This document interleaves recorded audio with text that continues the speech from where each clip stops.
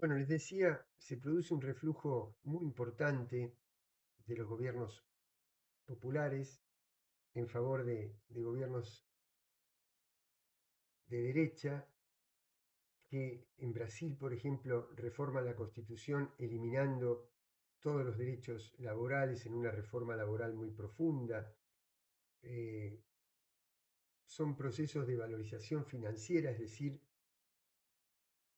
de toma de dinero del exterior, lo cual endeuda al país, pero no para proyectos de desarrollo, sino para que se valoricen a través de la tasa de interés en el mercado interno y luego tienen toda la libertad nuevamente para salir del país y ser colocados en paraísos fiscales, ¿no? Con lo cual hay una transferencia de recursos al exterior.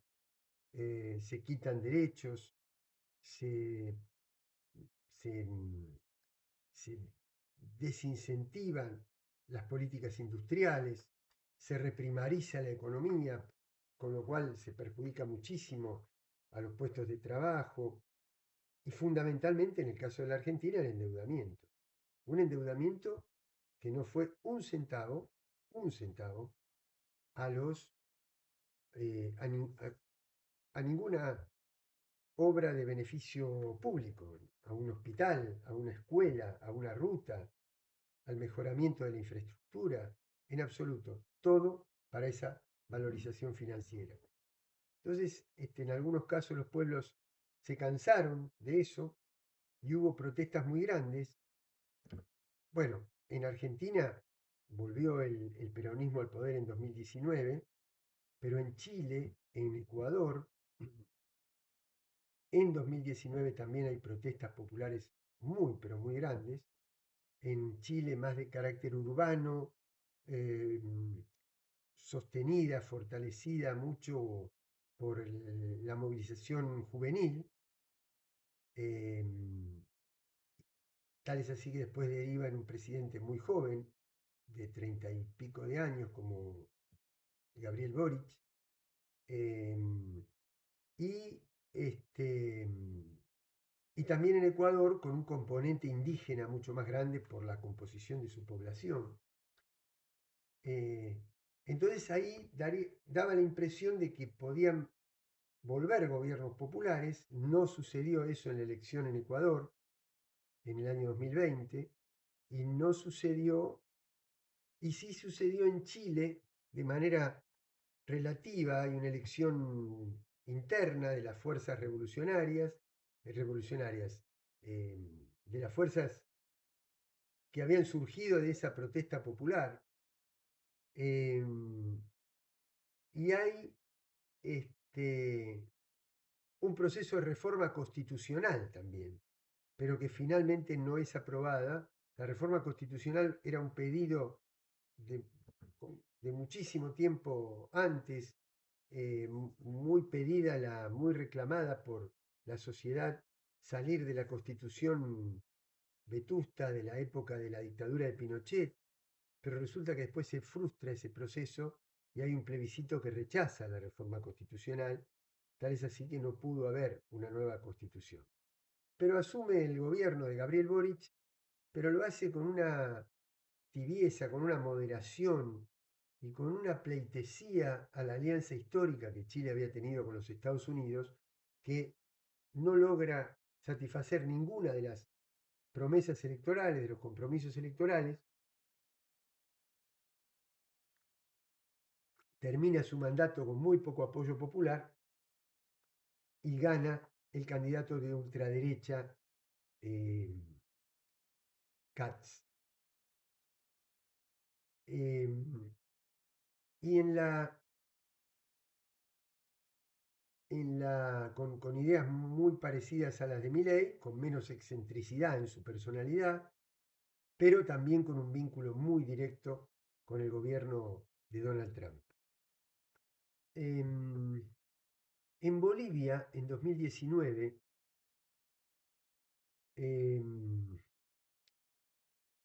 hay elecciones. Se presenta Evo Morales, a pesar de haber perdido aquel plebiscito que les dije. Él hace un reclamo al Tribunal Internacional de Justicia de La Haya y es autorizado porque se le dice que la posibilidad de ser elegido es el respeto por un derecho humano que es más profundo y más significativo que la prohibición de un estatuto, que es más superestructural. Entonces, en función de ese principio básico, él se presenta a las elecciones, gana por mucho margen las elecciones, pero la observación electoral, la misión de observadores de la OEA, coordinada por Luis Almagro, el que era secretario general de la OEA, absolutamente vinculado con los intereses antipopulares del partido, de la alianza entre republicanos y demócratas en el estado de la Florida, en Miami fundamentalmente. Eso era lo que apoyaba a Luis Almagro. Entonces denuncian un fraude en esa elección, fraude que nunca pudo ser comprobado, que no existió, al contrario, se exhibieron los resultados con absoluta claridad, pero cooptó a una parte de las fuerzas militares y de las fuerzas policiales y a través de los grandes medios generó un clima muy caótico frente al cual Evo Morales optó por renunciar a la presidencia y dejar lugar, para evitar una masacre popular, dejó en el gobierno, no dejó en el gobierno, sino que asumió de facto en el gobierno por la fuerza una de las autoridades de la Asamblea Nacional, una senadora que se llama Yanine Áñez, con mucho apoyo de los Estados Unidos también, pero es un gobierno tan malo y de tanto ajuste social que no puede durar más de un año, y un año más tarde hay elecciones nuevamente, en 2020, en Bolivia, pero Evo no se presenta como candidato porque estaba exiliado en Argentina en ese momento, y designa como candidato a quien había sido durante largos años su ministro de Economía, Luis Arce. Luis Arce asume la presidencia, hay un mal desempeño de la economía, pero fundamentalmente se produce una división interna entre Evo Morales y Luis Arce, Evo que lo había elegido y Luis Arce que era el presidente. Evo no quería resignar su poder como líder del movimiento al socialismo. Hay una cantidad de disputas internas que terminan en una profunda división, y entonces lo que antes era el movimiento al socialismo unido, que llegó a representar a más del 60% del voto de los bolivianos, en este momento va dividido en tres partes. Evo Morales llama al voto nulo, obtiene 19 puntos. Un candidato que había sido muy cercano a Evo, muy joven, Andrónico Rodríguez, miembro de la Asamblea Boliviana, saca 8 puntos de votos, de porcentaje de votos, y el candidato del presidente Arce saca, no sé si llega a los 4 puntos. Y así fragmentada la izquierda, ¿qué es lo que sucede? Pasa a gobernar un gobierno de derecha que aparecía moderada frente a otro candidato de derecha mucho más liberal, pero que termina convirtiéndose en una derecha radicalizada y alineada con los intereses de Donald Trump y de Javier Milei. En estos días estamos acudiendo a una tremenda protesta social en Bolivia, con un componente indígena y de trabajadores y de campesinos muy grande, pero que no tiene síntesis política, que puede llegar a ser un proceso crónico de demandas sociales y de movilizaciones, pero que no condense en un proyecto político superador del actual proyecto de derecha, y que no vaya a pasar lo que pasa en Perú. Perú es quizá el ejemplo más nítido de cómo las oligarquías locales han logrado estabilizar un proceso de mucho beneficio económico para sus arcas, de mucha concentración de poder económico, mientras tanto la política está en crisis. La gran polarización, los grandes conflictos de la política que a veces son ayudados porque hay algún hecho de corrupción que el mass media, que el aparato mediático aprovecha para focalizarse en ese hecho de corrupción y con eso desprestigiar a toda la política. ¿Para qué? Para que los factores económicos puedan explayarse a sus anchas y recibir los beneficios de la riqueza de nuestros países. El Perú es un caso muy fuerte de un país con muchos recursos que tiene dividida toda una zona pesquera, una zona de agronegocios y una zona minera en la cordillera, y que le ha dado muy buenos resultados económicos a la macroeconomía. Es decir, los indicadores de deuda externa, de inflación, de déficit fiscal en Perú son correctos, son apropiados. Pero desde 2016, que termina Ollanta Humala su mandato completo, se sucedieron 9 presidentes más en menos de una década. ¿Por qué? Porque hay una crisis permanente de los presidentes sucesivos. Hubo un golpe que destituyó al presidente Pedro Castillo, que era un presidente popular, y luego una sucesión de presidentes que no terminan su mandato, que están a veces menos de un año en el poder y son juzgados por, o mejor dicho, inhabilitados por justamente una figura que se llama inhabilidad moral por el Parlamento. Entonces, lo que tiene continuidad en el poder es el presidente del Banco Central, que está desde el año 2006, de manera continua, la misma persona, y por lo tanto eso le da estabilidad al poder económico y la crisis de la política en elecciones permanentes, en disputas, en derrocamientos, en contradicciones, tiene a la política ensimismada en su conflicto interno. ¿Para qué? Para evitar que intervenga la política para la distribución social de los beneficios de esa macroeconomía que sí funciona. Y en eso probablemente quieran convertir a Bolivia, quieran convertir a la Argentina, ¿no? A Ecuador. Ecuador tiene una sucesión de presidentes de derecha después desde la finalización del mandato de Rafael Correa. Correa termina, creo, en el 2016 también, más o menos poco después de Cristina, y de una manera parecida, ¿no? Porque se había generado, Correa había trabajado mucho por el beneficio de Ecuador, obras de infraestructura, políticas sociales, redistribución del ingreso, elevación del poder adquisitivo de los salarios, producción industrial, etcétera, tocando intereses y beneficiando a las grandes mayorías. Entonces es muy desprestigiada su figura por la concentración mediática. Entonces, él prefiere, en lugar de elegir a una persona con su mismo espíritu contundente, categórico, profundo, enérgico, elegir a una persona más moderada, que había sido uno de su primer vicepresidente, Lenín Moreno. Pero resulta que Lenín Moreno, algo parecido como fue la elección de Scioli para suceder a Cristina, bueno, así. Lenín Moreno termina traicionando el proyecto de la Revolución Ciudadana de Rafael Correa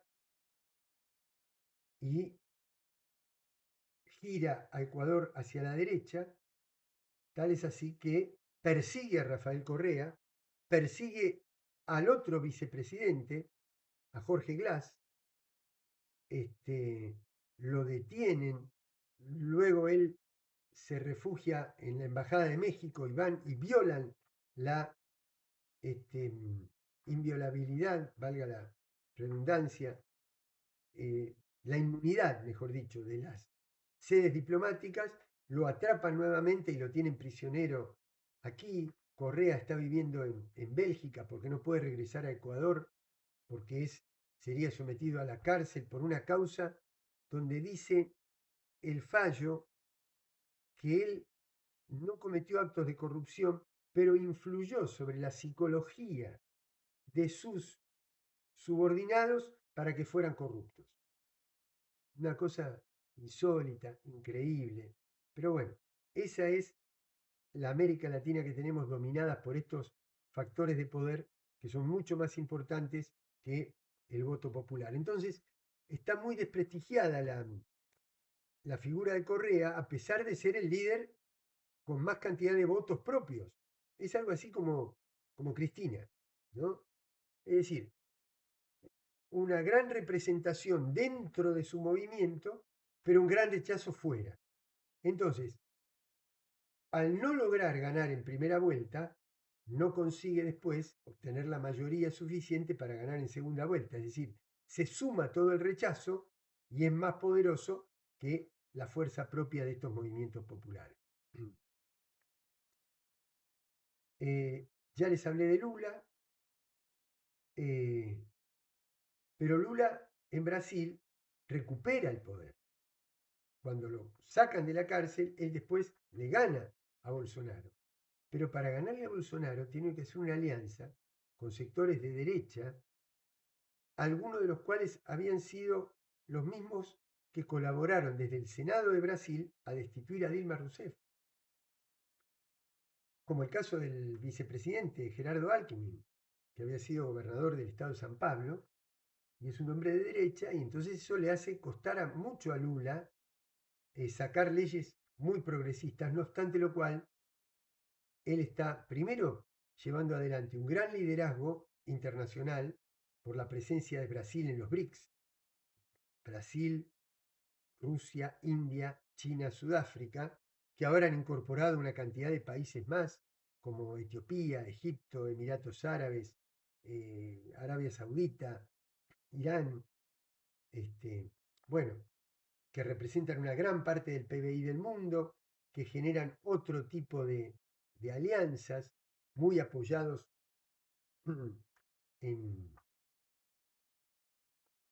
en la potencia de China, que ha construido un proyecto que se llama Franja y Ruta de la Seda, rememorando un poco las rutas que seguían los europeos hacia el oriente para poder trasladar o transportar sus productos.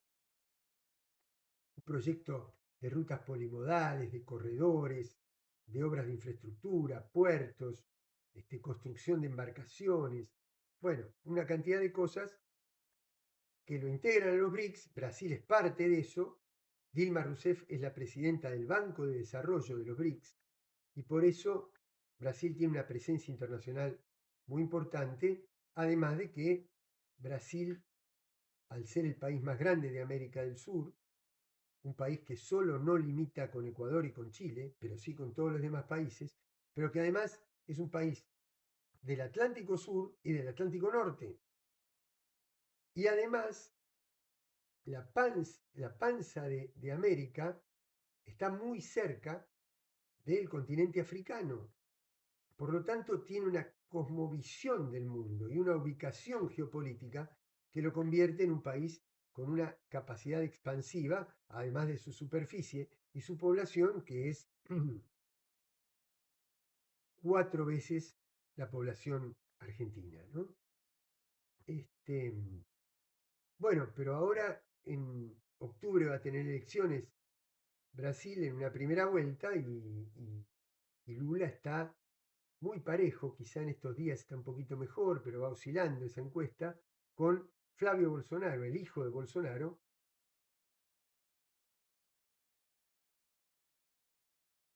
que acaba de estar hace 20 días en la casa del presidente Trump en los Estados Unidos, en Mar-a-Lago, en el estado de Florida. Bueno, les hablaba de Colombia. Colombia es un país que tuvo elecciones el 27 de mayo, ganó la ultraderecha, un candidato muy excéntrico, Da Esprella, que se parece mucho a Milei por su excentricidad y también ideológicamente. Trump ya ha manifestado su apoyo a ese candidato para la segunda vuelta. Ha sacado más de 10 millones de votos, pese a que Colombia está gobernada por Gustavo Petro, un presidente de izquierda muy popular, con un pasado en la guerrilla y con un nivel de autocrítica muy fuerte de aquella época, muy, muy orientado hacia la paz total, hacia la protección del medio ambiente, hacia la reforma agraria para normalizar la propiedad de la tierra de miles de campesinos, una reforma laboral y una reforma fiscal muy progresista, y aún así un tremendo desprestigio y una gran lucha contra el desgaste que quieren hacer de él los grandes medios de comunicación. Por eso su candidato no pudo salir primero en las elecciones, Iván Cepeda. Y ahora va a haber una segunda vuelta el 21 de junio, vamos a ver cómo sale. Lo mismo que el 7 de junio va a haber segunda vuelta en Perú entre una candidata de derecha, Keiko Fujimori, que es la hija de un ex presidente muy autoritario de Perú, frente a un candidato de origen popular, como Roberto Sánchez, que inclusive fue integrante del gobierno de Pedro Castillo anteriormente. Pero Colombia se debatió siempre en un clima tremendamente violento, ¿no? Donde se conjugaban dos grandes fuerzas guerrilleras muy importantes, el ELN, el Ejército de Liberación Nacional, y las Fuerzas Armadas Revolucionarias Colombianas, la FARC, pero que después con los años se fueron deteriorando y en algunos casos entrelazando con fuerzas parapoliciales, con fuerzas del crimen organizado. Entonces, la verdad que buena parte de la historia reciente de Colombia está asignado por mucha violencia. En este momento se está tratando de salir a través de un proceso de paz, con una justicia de transición y una cantidad de medidas de transición para que las fuerzas guerrilleras que han negociado la paz entreguen sus armas, se integren al sistema político, se integren al sistema productivo y laboral. Y Petro representa todo eso, pero está en peligro si llega a perder con la ultraderecha en la segunda vuelta por estos mismos motivos de desgaste que les estaba señalando. Paraguay continúa teniendo gobiernos de derecha. En Uruguay ha asumido un gobierno del Frente Amplio muy moderado, que trata de mantener cierta estabilidad en el Uruguay. Y bueno, y nos queda la Argentina, donde gana un candidato también de una derecha muy radicalizada, que aprovecha tres grandes cosas que se combinan, ¿no? El auge de las redes y las plataformas sociales que apelan a las emociones más negativas, que apelan al impacto, que además son objeto de una gran financiación de ejércitos de trolls para justamente exaltar nuestras peores cosas como sociedad, convertirlas en estigma.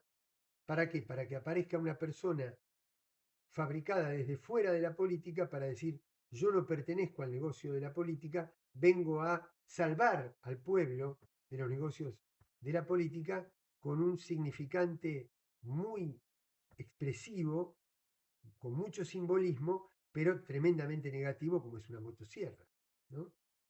Y violento además. El segundo factor es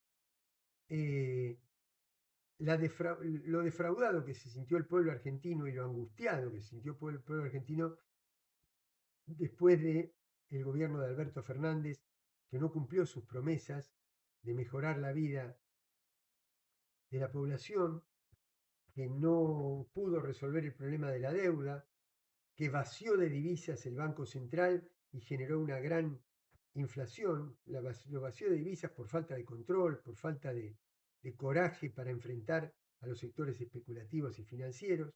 pese a que él había dicho que los iba a enfrentar, y no pudo resolver ninguno de los problemas. Y la pandemia, donde el gobierno de Alberto Fernández hizo un trabajo aceptable desde el punto de vista de la política sanitaria,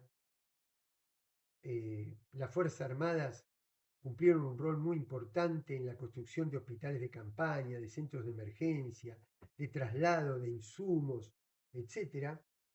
El Ministerio de Salud lo mismo, y la aerolínea de bandera, que hizo vuelos absolutamente no rentables para repatriar argentinos que habían quedado varados en el exterior durante los primeros tiempos de la pandemia, pero fundamentalmente después para ir a buscar centenares de miles de vacunas para vacunar al pueblo argentino, a dos países fundamentalmente, de economía con una fuerte presencia estatal, Rusia y China. ¿Por qué?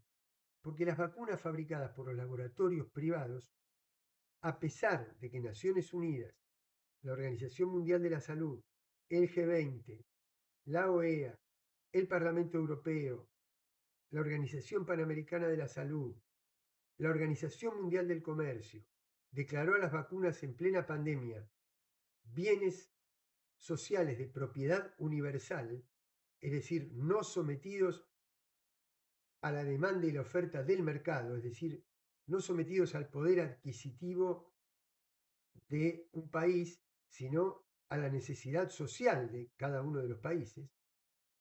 Ninguno de los laboratorios privados cumplió con ese requisito del derecho internacional, y sí lo hicieron China y Rusia, que nos dieron la inmensa cantidad de las primeras y segundas y terceras dosis de nuestras vacunas, con lo cual pudimos salir adelante. Pero aún así, el pueblo argentino había sufrido un daño muy grande. Un daño muy grande por 1.300.000 personas que fallecieron. Ustedes imagínense el trauma que fue para la Argentina 30.000 personas desaparecidas. Imagínense 1.300.000. Entonces, eso no lo procesó la Argentina desde el punto de vista social, desde el punto de vista de cómo había repercutido eso en las familias, sobre todo más pobres, el encierro, la cuarentena, el no poder ver a los amigos, los adolescentes, el no poder ver a la noviecita o el noviecito, a los familiares, no poder ir a la escuela, tener una casa muy pequeña donde convivir abarrotada toda la familia sin poder salir, disponer de un solo dispositivo digital para el trabajo del padre, para las relaciones familiares y para las clases. Todo eso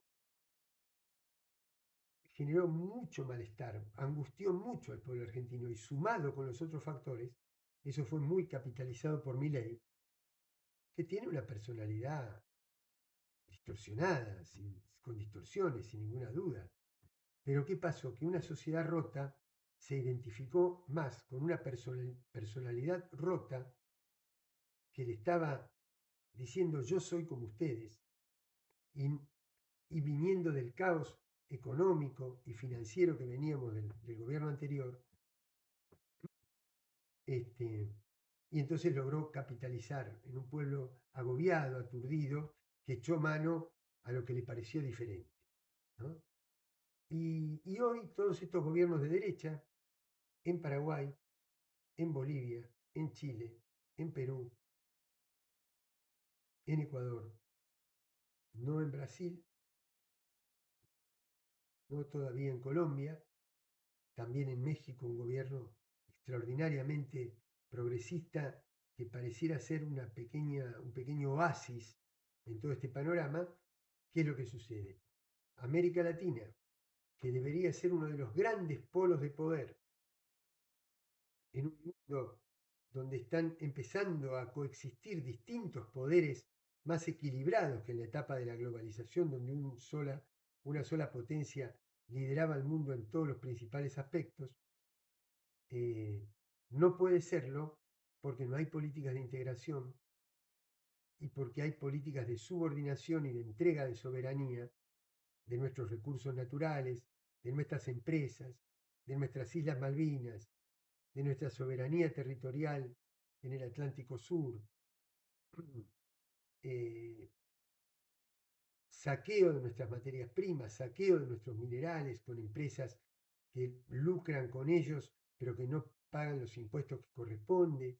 Bueno, toda una cantidad de factores, la desarticulación de todos los controles estatales, la desarticulación y la destrucción del sistema científico-tecnológico, el deterioro de la enseñanza universitaria, el deterioro de la salud, de los derechos laborales, la desindustrialización del país porque se abren las importaciones de todo tipo de productos que compiten y deslealmente con la industria nacional, con tasas de interés extraordinarias que priorizan lo financiero por sobre la producción industrial.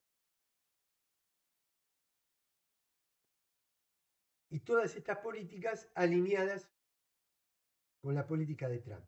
Entonces, termino diciéndoles que, claro, Trump, como dijimos en las partes anteriores de esta clase, en los capítulos anteriores, está perdiendo predominio en el mundo. Para dar esa disputa por la hegemonía en el mundo, tiene que replegarse y fortalecer su control sobre América. Y entonces secuestra al presidente de Venezuela, se apropia de su petróleo, amenaza a Cuba y alinea a todos estos gobiernos de ultraderecha o de derecha radicalizada en América del Sur. Esa es la situación. Es preocupante, sí, pero como yo estoy convencido que la tendencia mundial es al deterioro del imperialismo de los Estados Unidos, del cual están agarrados todos estos gobiernos, frágilmente agarrados, débilmente agarrados, va a haber una reacción muy grande porque aplican políticas que más temprano o más tarde afectan con tal profundidad a los hogares populares de nuestro continente que van a generar una reacción muy grande. Esta reacción se va a expandir en la región y la región va a levantarse nuevamente y a ser verdaderamente ese polo de poder que necesita este momento del mundo porque es una gran oportunidad donde van a convivir distintos modelos en el mundo para que exista un mundo más equilibrado, no sometido a una sola potencia y a un solo modelo, que fue como sucedía en la etapa con la que empezamos esta clase en el capítulo 1, este es el cuarto y final, y entonces sí vamos a poder ser verdaderamente esa patria grande, no solamente la que soñaron románticamente nuestros libertadores, sino la que necesitan concretamente en la vida cotidiana todos nuestros pueblos y fundamentalmente las mayorías populares más empobrecidas. Se va a terminar más temprano que tarde con estos países con tanta riqueza, una riqueza inagotable y al mismo tiempo pueblos demasiado empobrecidos. Eso es porque la política todavía no ha sabido convertir esa gran riqueza en distribución social de la misma para que los pueblos también puedan disfrutar y no sean como hasta ahora las grandes élites las que lo han hecho. Bueno, hasta aquí esta clase sobre América Latina. Les agradezco la atención.